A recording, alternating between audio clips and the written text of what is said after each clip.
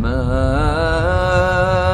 أنزلنا عليك القرآن لتشقى.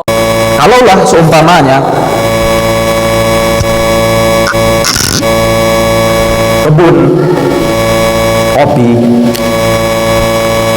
yang kita miliki, yang salah satu bapak-bapak, ibu-ibu rahimani rahimahullah miliki, kalau seumpamanya Allah ada tawaran kepada kita untuk memotong salah satu jari kelingking ini, ditawarkan kepada kita dipotong jari kelingking satu saja, setelah itu nanti akan diberikan 10 hektar kopi siap panen. Mau nggak?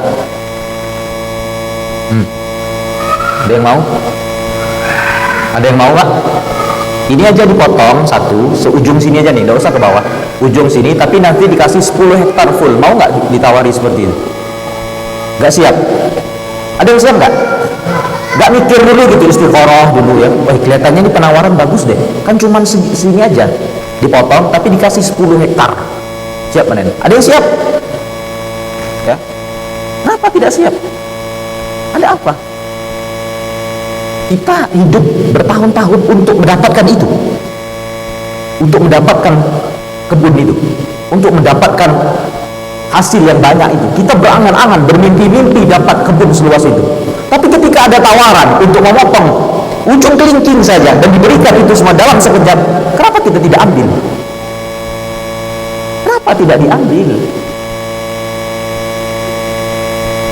Tawaran kedua, dikasih 20 hektar, lebih banyak, tapi satu syaratnya, seumur hidup jangan makan garam. Ada yang mau? Ada yang mau?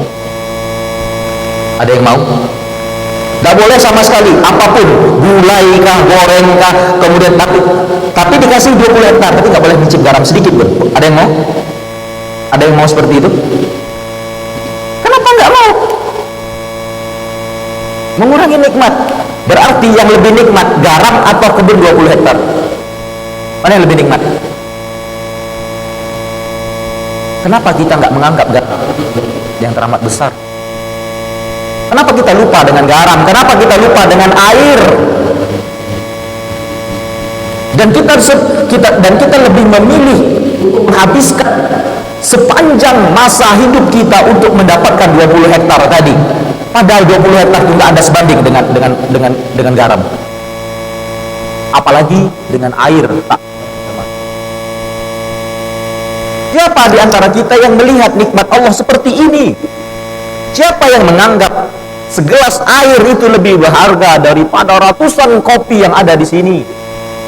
Siapa di antara kita yang menganggap garam itu lebih berharga daripada ruko 10 pintu? Kenapa kita lebih menyepelekan garam? Kenapa kita lebih menyepelekan air? Kenapa kita lebih menyepelekan kelingking yang seujung ini? Kita sepelekan, kita lebih memfokuskan diri kita kepada nikmat-nikmat yang tidak sekali dengan nikmat yang kita sebutkan tadi. Maka nikmat Allah itu teramat banyak. Saking banyaknya Allah mengatakan dalam 2 ayat, surat Ibrahim dan dalam surat An-Nahl, nikmat Allah, kalau menghitung nikmat, memperkirakan nikmat Allah, la tuhsu, kita menghitung nikmat itu. Jangankan untuk mensyukuri nikmat, kalau untuk mensyukuri nikmat itu terlalu jauh ceritanya, untuk hitungnya dia tidak sanggup. Hitungnya tidak sanggup, sesuatu yang tidak bisa dihitung, bagaimana kita mau mensyukuri? Makanya tidak akan ada manusia di zaman sekarang yang bisa benar-benar bersyukur. Bagaimana bisa bersyukur? Ngitung nikmat Allah aja kita nggak mampu, mana mau bersyukur? Kalau gini, kalau kita tahu nikmat Allah teramat banyak kepada kita, pantaskah kita Pantaskah kita tidak mau rukuk dan sujud kepada Allah? Pantaskah kita meninggalkan sholat berjamaah bagi laki-laki akil balik di masjid? Pantaskah kita lebih memilih sholat, lebih memilih tidur daripada sholat? Padahal nikmat Allah teramat banyak pada diri kita. Maka teruslah beribadah kepada Allah, tingkatkan ketakwaan kepada Allah, kerjakan sholat laki-laki akil balik di masjid, karena itu sebuah kewajiban yang telah diwajibkan oleh Allah Rabbul Izzati wal Jalal. Salawat dan salam senantiasa terlimpahkan kepada Rasul kita tercinta, Nabi kita yang mulia, Nabi Muhammad sallallahu alaihi wasallam, yang mana beliau sallallahu alaihi wasallam adalah manusia yang paling bertakwa kepada Allah, manusia yang paling khusyuk kepada Allah, manusia yang paling mengenal Allah dibandingkan semua manusia di permukaan. Tidak ada orang yang lebih alim daripada Nabi. Tidak ada orang yang lebih tinggi derajat kewaliannya dibanding Nabi sallallahu alaihi wasallam. Siapapun yang kita anggap seorang wali, siapapun yang kita anggap orang soleh, siapapun yang kita anggap orang yang punya karomah, siapapun yang kita agung-agungkan di dalam hidup ini, Nabi sallallahu alaihi wasallam melebihi dia dari semua sisi. Tak ada manusia yang lebih bertakwa, tidak ada manusia yang lebih alim dibandingkan Nabi. Nabi sallallahu alaihi wasallam kalau hijrah, ketika hijrah dari Mekah ke Madinah menghabiskan waktu 1 pekan. Berangkat hari Senin, datang hari Senin, 1 pekan. Naik apa? Entah. Bagian jalan kaki. Di zaman sekarang ada orang mengaku bisa ke Mekah, sholat Jumat, balik lagi. Dan itu dari Indonesia. Dari Indonesia, dia mengatakan dia telah sholat Jumat di Mekah, balik lagi di hari itu. Pertanyaannya, orang yang bisa seperti ini dan Nabi yang naik onta, siapa yang lebih bertakwa? Siapa yang lebih alim? Siapa yang lebih bertaat kepada Allah? Nabi sallallahu alaihi wasallam. Nabi gak bisa melakukan itu. Ada orang bisa. Bagaimana mungkin? Bagaimana mungkin ada manusia di Indonesia kemudian bisa ke Mekah dalam 1 malam sholat Jumat, balik lagi ke kampungnya? Bagaimana bisa itu terjadi? Nabi 1 pekan juga jalan kaki. Ini nggak tahu apa kendaraannya, bisa sholat di Mekah. Siapa yang lebih bertakwa? Siapa yang lebih alim? Siapa yang lebih tinggi kedudukannya di sisi Allah Rabbul Izzati? Kita yakini bahwasanya yang paling mulia, yang paling tinggi kedudukannya siapa? Nabi Muhammad sallallahu alaihi wasallam. Bapak-bapak dan ibu, ikhwani wa akhwati fiddin rahimani rahimakumullah. Tema kita pada kesempatan malam hari ini adalah mukmin itu bersaudara. Setiap mukmin yang dia beriman kepada Allah, beriman kepada malaikat, beriman kepada kitab, beriman kepada rasul, beriman kepada hari akhir, beriman kepada qadar yang buruk dan baik, apabila dia telah beriman kepada itu semuanya, itu saudara, walaupun di negeri timur atau negeri barat, itu saudara. Mana dalilnya? Ada dalilnya. Dan agama kita dibangun di atas dalil. Agama Nabi Sallallahu Alaihi Wasallam dibangun di atas dalil, bukan di atas kata fulan, enggak. Agama kita ini lengkap dalilnya. Al-Quran buka dari Al-Fatihah sampai An-Nas, 114 ayat, 114 surat, ribuan ayat lengkap membahas kehidupan dari manusia pertama sampai manusia terakhir lengkap. Hadis Nabi SAW yang sahih jangan tanya. Sahih Bukhari, Sahih Muslim, ribuan, puluhan ribu hadis menunjukkan agama kita ini agama dalil. Yang kita lakukan adalah berdasarkan dalil. Jadi apapun, setiap yang kita lakukan itu berdasarkan dalil.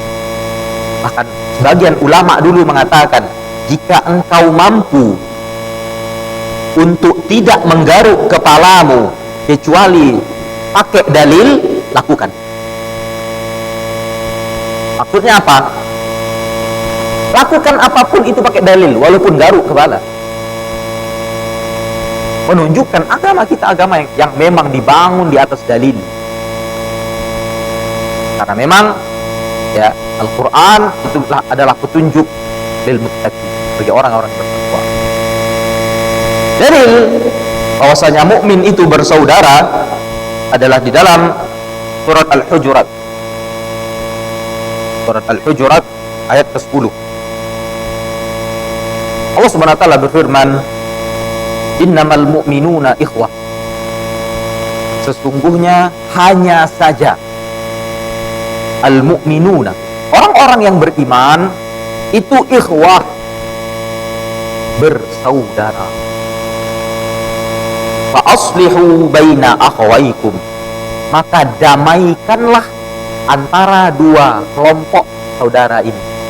Damaikan, perbaiki hubungan, normalisasi hubungan terhadap dua kaum muslimin yang sedang cekcok dan bermasalah. Wattaqullah, bertakwalah kepada Allah dengan melakukan perintah dan menjauhi larangan. La'allakum turhamun, dengan itu kalian akan mendapatkan rahmat dari Allah Rabbul Izzati wal Jalal. Kita lihat dalam ayat ini, Allah Subhanahu wa taala mengatakan sesungguhnya mukmin itu bersaudara. Mukmin yang seperti apa? Yang kita sebutkan tadi. Mereka yang beriman kepada Allah. Sehingga orang yang tidak beriman kepada Allah bukan saudara kita. Orang yang beriman adalah orang yang beriman kepada malaikat. Sehingga orang yang tidak percaya kepada malaikat bukan saudara kita. Orang yang beriman itu adalah orang yang mempercayai kitab-kitab, yang mempercayai Rasul dan mempercayai hari akhirat. Dia percaya ada hari akhirat, dia percaya ada hari kiamat, dan dia percaya adanya takdir baik dan takdir buruk. Itulah orang yang beriman. Sehingga siapapun yang tidak beriman dengan keimanan ini, dia bukan saudara kita yang sejati. Dia bukan saudara kita yang sesungguhnya, walaupun dia dari garis keturunan kita yang paling terdekat. Pernah dengar seseorang yang bernama Abu Talib bin Abdul Muttalib? Siapa Abu Talib? Paman Nabi SAW. Siapa Nabi Muhammad SAW bagi Abu Talib? Keponakannya, keponakan kontan, keponakan kandung. Keponakan kontan, Pak. Saudara bapak. Abdullah dan Abu Talib bersaudara. Bapaknya satu, ini anaknya. Ketika Abu Talib tidak beriman, ketika Abu Talib tidak beriman kepada Allah, tidak mau mengucapkan la ilaha illallah, padahal Abu Talib di detik-detik wafatnya, Nabi SAW mengatakan, ya ammi, wahai pamanku, kul la ilaha illallah, katakanlah la ilaha illallah, ucapkanlah la ilaha illallah, kalimatan uhajju laka biha indallah. Sebuah kalimat la ilaha illallah itu sebuah kalimat yang apabila engkau ucapkan kalimat itu, aku akan jadi saksi dirimu di hadapan Allah. Ini detik-detik mau mati, Pak. Abu Thalib nggak pernah sholat. Abu Thalib nggak pernah bayar zakat. Abu Thalib nggak pernah naik haji. Abu Thalib nggak pernah puasa. Nggak pernah. Tapi ketika mengucapkan la ilaha illallah, Nabi menjamin aku akan yang akan menjadi penolongmu di akhirat kelak. Ucapkan la ilaha illallah. Ternyata Allah berkehendak lain. Huwa ala millati Abdul Muttalib. Dia meninggal di atas agama Abdul Muttalib. Agama kekufuran, agama bapaknya, agama kakek Nabi SAW. Meninggal dalam keadaan kufur. Secara nasab sangat dekat, secara agama terputus. Sehingga apa? Nabi SAW merasa kasihan dengan pamannya, merasa iba. Karena apa? Abu Thalib di dalam perjalanan dakwah Nabi SAW membina beliau, melindungi beliau, membantu dakwah beliau, sehingga orang-orang kafir Quraisy segan untuk mengganggu dakwah beliau. Segan ketika pamannya meninggal di atas kesyirikan, di atas agama Abdul Muttalib, agama penyembah berhala. Nabi SAW mengatakan, aku akan memintakan ampunan kepada Allah untukmu, wahai pamanku, selagi aku tidak dilarang dari Allah. Jadi Nabi, subhanallah, lihat kasih sayang sang Rasul, perhatian yang teramat besar dari seorang Nabi kepada pamannya tercinta. Ketika pamannya pun telah wafat, masih ingin berbuat baik kepada pamannya. Bagaimana? Minta ampun kepada Allah. Ketika Nabi ingin memintakan ampun kepada Allah, turun ayat, maka lil musyrikina ayastaghfiru lil musyrikin walau kana uli. Tidak pantas, tidak layak, tidak boleh bagi orang-orang yang beriman meminta ampun kepada orang-orang musyrik, orang-orang yang mati di atas kesyirikan. Jangan dimintakan ampun walaupun dia sanak kerabat terdekatmu. Sehingga apa? Nabi SAW gak jadi minta ampun. Artinya apa? Persaudaraan di atas agama tidak akan terputus walaupun nasab terputus. Berbeda dengan persaudaraan di atas nasab. Apabila persaudaraan dibangun di atas nasab, maka apabila agama berbeda, putus. Seorang anak apabila dia kafir, tidak dapat warisan bapak lagi, putus kalau sudah kafir. Tapi kalau kalau kita bersaudara secara agama, walaupun suku kita beda, walaupun ada yang Melayu, walaupun ada yang suku Batak, walaupun ada yang suku Jawa, walaupun berbeda nasab kita tetap bersaudara. Di Sumatera kah, di Jawa kah, di Kalimantan kah, kita semuanya bersaudara. Jadi persaudaraan yang dibangun di atas agama lebih kuat dibandingkan persaudaraan di atas nasab. Karena persaudaraan di atas agama tidak akan pernah putus sampai hari kiamat. Adapun persaudaraan di atas nasab akan terputus kalau berbeda agama. Bagaimana Nabi SAW sudah terputus dengan Abu Thalib. Kemudian Allah SWT berfirman, orang mukmin itu dia bersaudara. Maksud bersaudara adalah saudara seiman, saudara seagama, bukan saudara senasab. Jadi dalam ayat ini, mukmin yang dimaksud ikhwah yaitu persaudaraan di atas agama. Dan Allah mengatakan setelahnya, fa aslihu baina akhawaikum. Fa aslihu, damaikanlah, rekonsiliasikanlah antara akhawaikum, antara dua kelompok yang sedang bermasalah, dua kelompok yang sedang cekcok di antara kaum muslimin, diselesaikan baik-baik. Bukan malah berperang. Enggak. Sebelum Nabi SAW diutus, kebiasaan orang-orang kafir Quraisy berperang. Itu kebiasaan mereka. Ya, gak suka sama kampung. Ya, ini apa? Pulau Tengah ya. Ini Pulau Tengah apa ya? Tangga kita apa? Sebelah situnya apa? Hah? Lubuk Punggu. Warga Pulau Tengah umpamanya nggak senang sama Lubuk Punggu. Ngapain kalau nggak senang? Perang.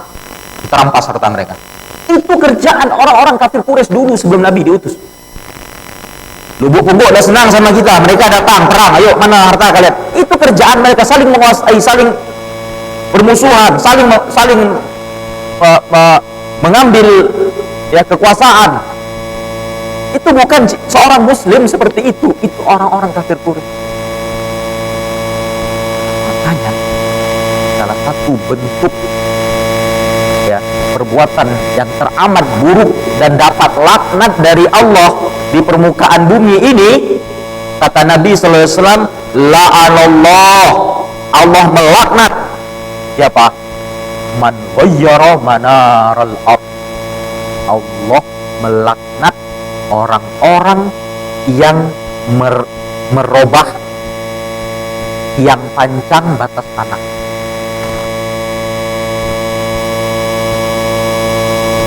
Hati-hati. Saya asli Gugu, Memanau. Sama-sama orang dusun gitu. Sama-sama orang Merangin. Ya. Saya tahu kebiasaan di dusun itu. Kebiasaan yang teramat buruk di desa-desa, di kampung-kampung. Semoga nggak ada di sini. Amin. Amin. Kebiasaan yang teramat buruk yang ada di sebuah desa adalah merubah letak batas tanah seseorang. Nabi mengatakan, la'anallah, Allah melaknat orang-orang yang merubah batas tanah. Hati-hati. Percuma sholat Jumat tiap hari dilaknat oleh Allah. Percuma sholat Id tiap hari dilaknat oleh Allah. Percuma bersedekah tiap hari dilaknat oleh Allah. Karena apa? Merubah batas tanah orang. Ini banyak di kampung. Saya tahu sendiri. Kampung saya di Mude itu. Orang robah tanah. Kan di tanah keluarga kami sendiri. Digeser semua. Diambil. Selain di dunia ada laknat, tiap-tiap di akhirat Allah, Nabi SAW mengatakan ancamannya dia akan ditimpa oleh tanah itu, disiksa, ditumpuk-tumpuk badannya sampai remuk di akhirat kelak. Kenapa Nabi mengatakan Allah melaknat orang yang merubah itu? Karena merubah batas tanah itu akan merusak persaudaraan itu, sehingga bermusuhan, saling adu mulut, dan diakhiri dengan adu fisik disebabkan merubah tanah. Makanya semua permasalahan, semua konflik yang ada di antara kaum muslimin, kaum mukminin di dalam agama kita yang mulia bukan pakai otot, bukan pakai kekerasan. Fa aslihu baina akhawaykum. Damaikan, damai caranya, damai, duduk baik-baik, musyawarah kita. Apa permasalahannya, apa ya problematikanya, bagaimana solusinya?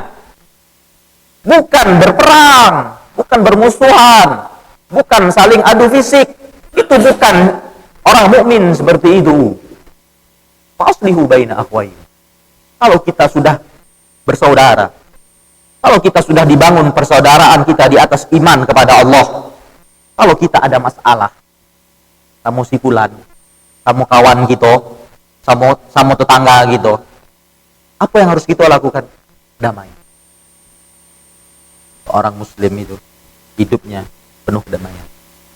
Seorang mukmin itu hidupnya penuh dengan rasa damai, bukan ingin cari musuh, bukan ingin cari masalah.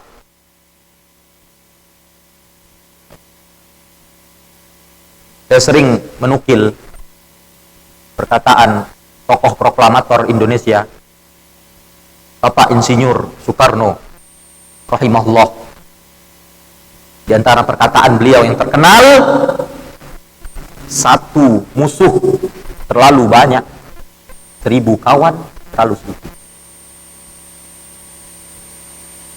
Kita punya musuh 1, 2, 3 terlalu banyak. Jangan pernah bermusuhan. Kita saudara. Semuanya bisa diselesaikan. Semua apapun yang ada di dunia ini bisa diselesaikan. Nggak ada masalah yang nggak bisa diselesaikan. Yang penting kita duduk bersama, gunakan ya hati nurani yang bersih, kemudian kedepankan rasional berpikir, dan jangan kedepankan ego dan ya ta'assub. Artinya ya lebih kepada fanatisme. Jangan. Duduk baik-baik, kita selesaikan apa permasalahan, kenapa ini terjadi, ada nggak solusinya, bisa nggak kita bersatu, bisa nggak kita berjalan bersama, bisa nggak kita sholat bersama di masjid, bisa nggak kita melaksanakan kajian rutin di masjid. Duduk baik-baik. Tidak ada gunanya bermusuhan. Bukan sifat seorang muslim itu suka bermusuhan. Sifat seorang muslim suka damai. Bagaimana Allah sebutkan di dalam Al-Quran Karim. Di dalam hadis Nabi SAW sangat teramat banyak berbicara tentang persaudaraan. Kalau kita melihat hadis-hadis Nabi, banyak. Ya. Kita disuruh untuk bersaudara. Di antara hadisnya adalah hadis yang diriwayatkan oleh Abu Hurairah radhiyallahu anhu, bahwasanya Nabi sallallahu alaihi wasallam bersabda, hadis sahih riwayat Imam Muslim. Nabi sallallahu alaihi wasallam bersabda, la tahasadu, jangan kalian saling hasad. Hasad itu dengki. Ya. Dengki. Kalau bahasa dusun apa? Iri. Apa? Ya, hasad itu, Pak, kita berharap agar nikmat yang ada pada orang lain hilang. Itu namanya hasad. Tetangga kita baru 3 hari ya parkir di rumahnya 1 unit Pajero Sport, baru 3 hari. Ketika nengok itu,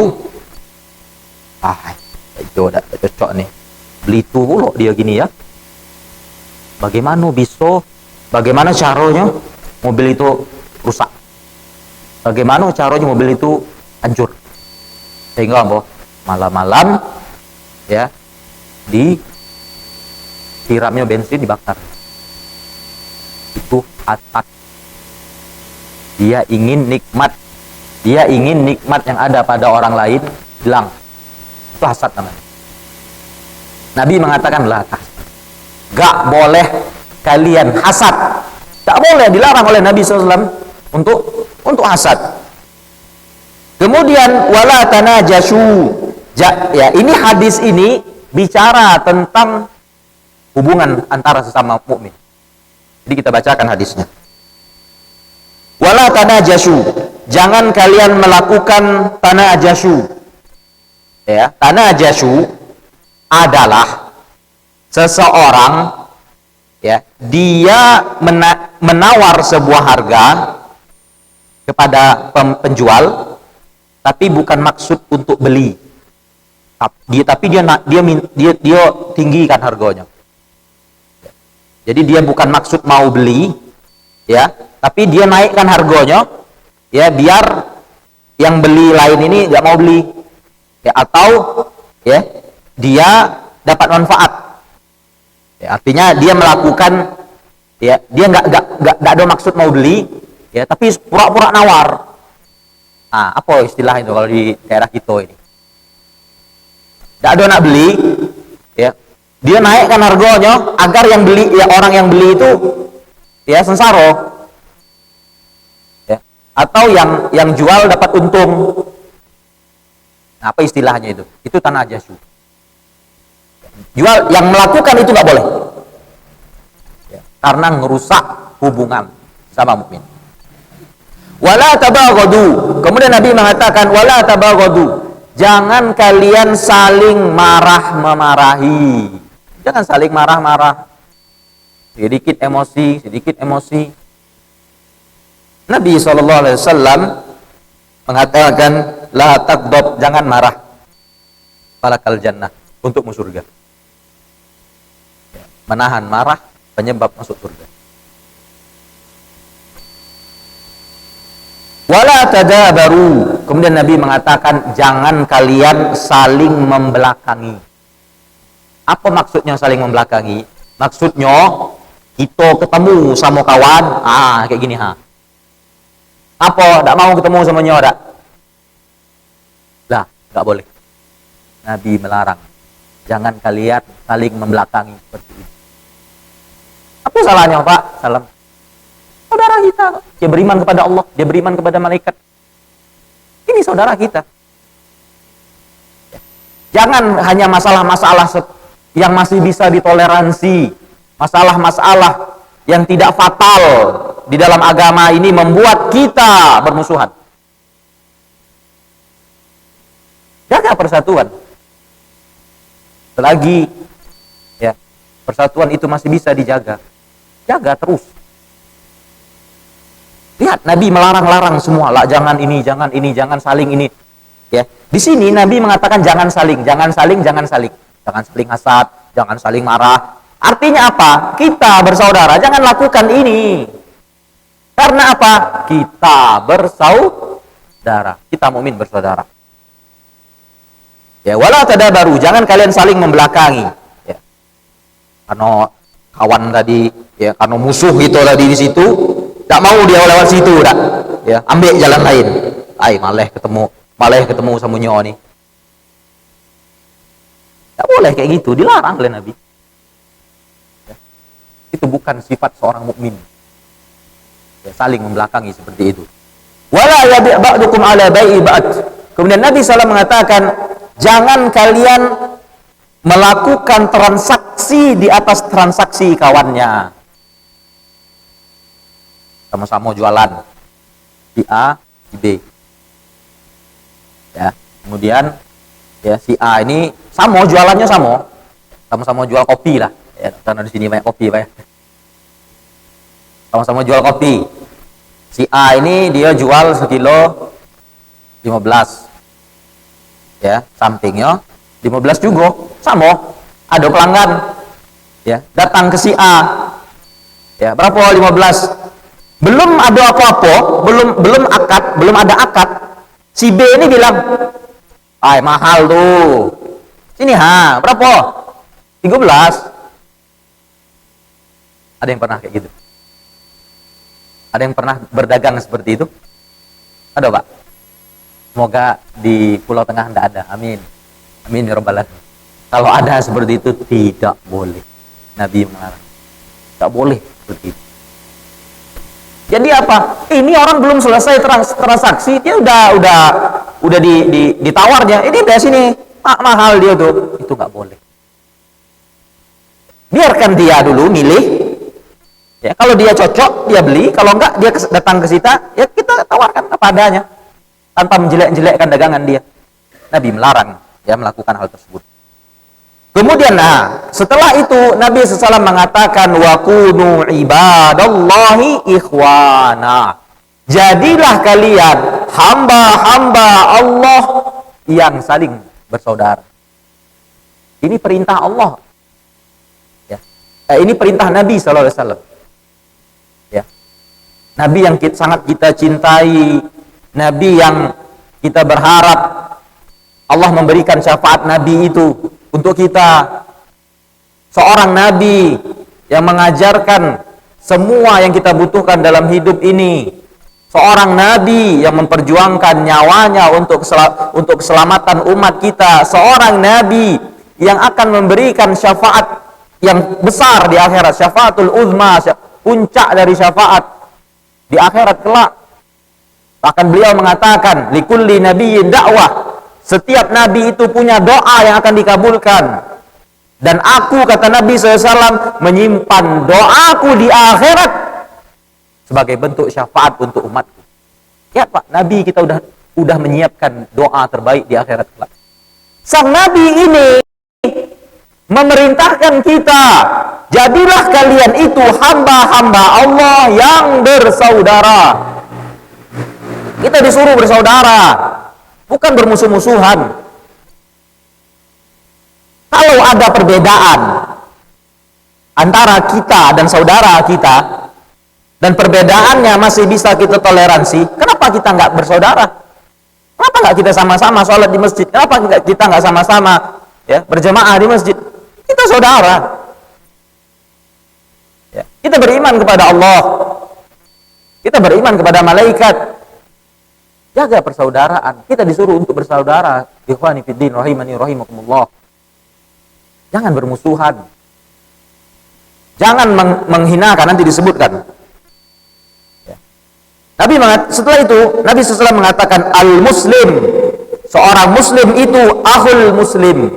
Seorang muslim itu saudara muslim yang lain. Jadi ada dua, Pak. Mukmin sama mukmin bersaudara, muslim sama muslim bersaudara. Keduanya kita bersaudara.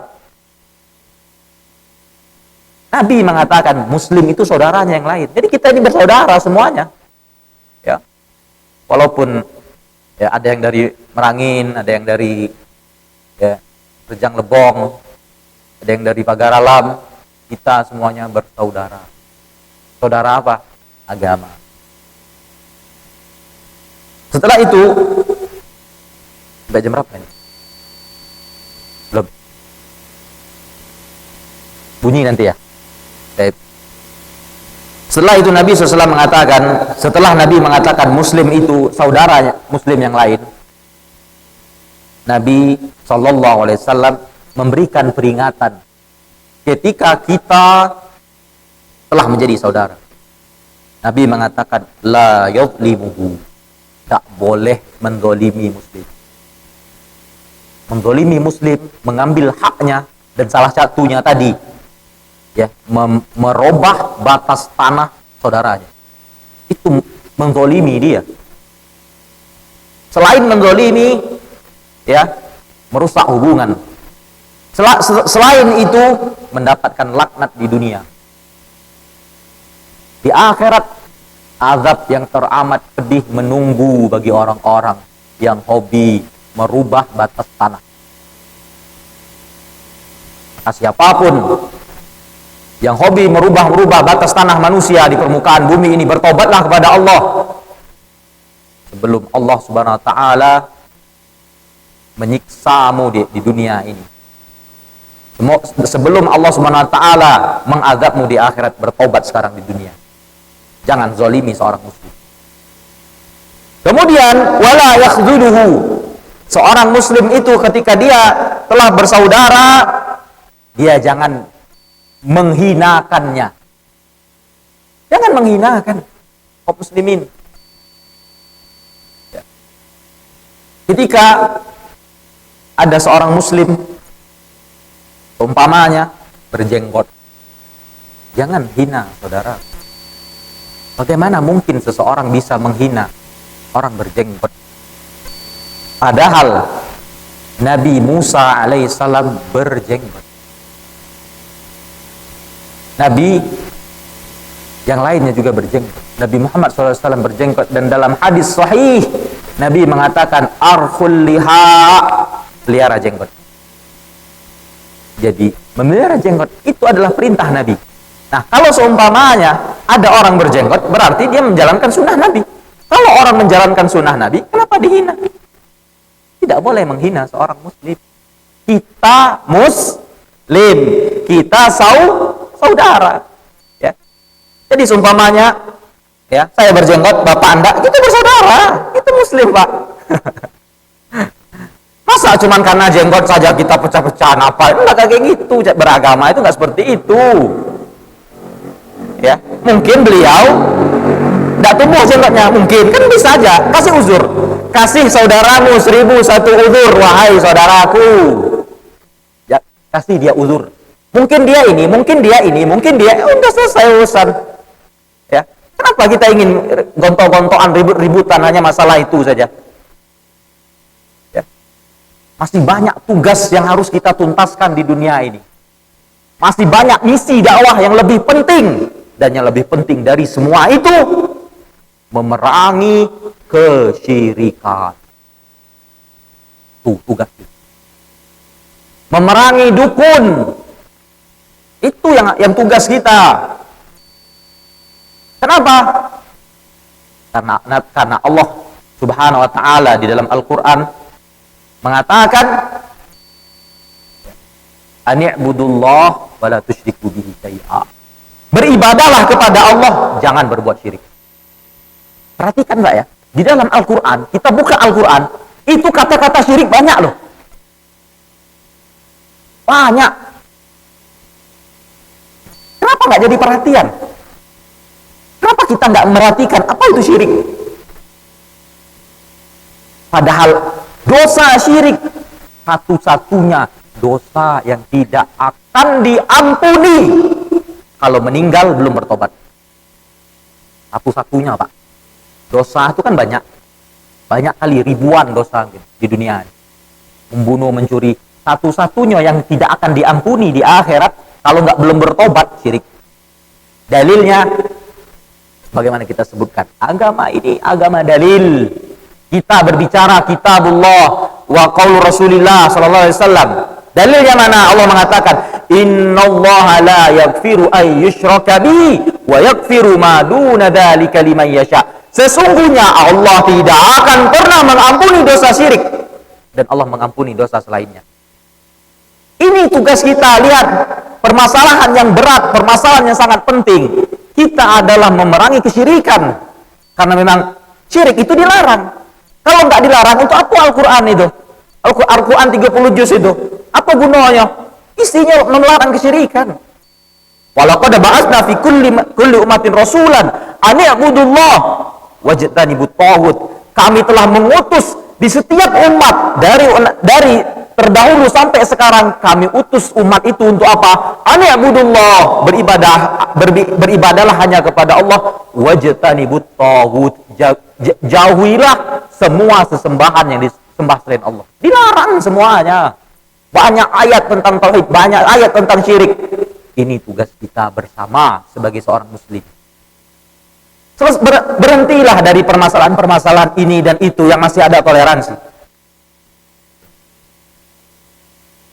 Bersatulah kita, bersama-samalah kita, bersatu padu kita di negeri kita ini, karena Nabi setelah mengatakan al-mu'min kal bunyan, mukmin itu seperti bangunan, yashuddu ba'duhu ba'da, yang saling menguatkan antara satu dengan yang lainnya. Kemudian Nabi membuat tangannya seperti ini, wasyabbaka baina asabi, Nabi menggenggam semua jari jemarinya, menunjukkan apa? Kita harus bersatu bersama-sama di atas agama Allah, memerangi kesyirikan. Mungkin hanya ini yang dapat saya sampaikan ya, pada kesempatan malam hari ini.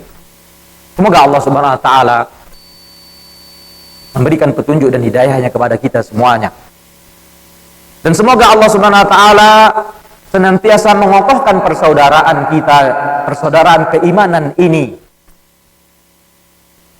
Karena iblis dan bala tentaranya tidak akan pernah diam untuk merusak hubungan kita. Maka jagalah hubungan itu. Saling mengunjungi, saling memaafkan, saling bersalaman, agar hubungan kita sesama mukmin senantiasa kuat dan kokoh. Wassallallahu ala nabiyyina Muhammadin wa ala alihi wa sahbihi wasallam. Wa akhiru da'wana alhamdulillahi rabbil alamin. Ma anzalna 'alaykal qur'ana litashqa